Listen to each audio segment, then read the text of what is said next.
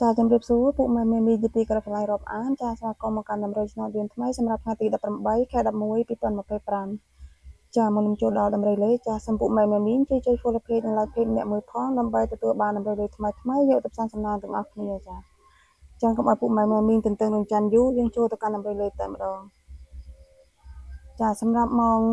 10:30 នាទីចាសូមធ្វើការលេងលេខ03ចាសម្រាប់មួយខ្ទង់ទៀតសូមធ្វើការលេងលេខ06ចាសម្រាប់ម៉ោង1:30 នាទីនិងម៉ោង4:30 នាទីចា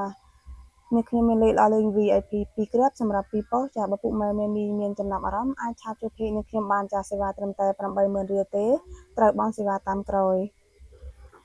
ចាសម្រាប់ម៉ោង6:30 នាទីចាសូមធ្វើការលេងលេខ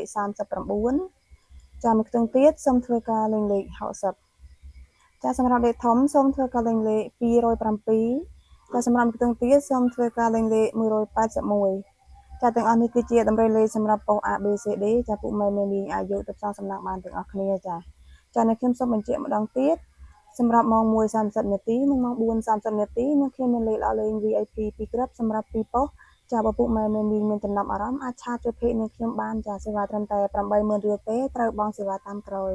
ចាអ្នកខ្ញុំក៏មានតែប៉ុណ្ណឹងសម្រាប់ចែកជូនពួកម៉ែមីទាំងអស់គ្នាចាសូមអរគុណសូមជម្រាបលា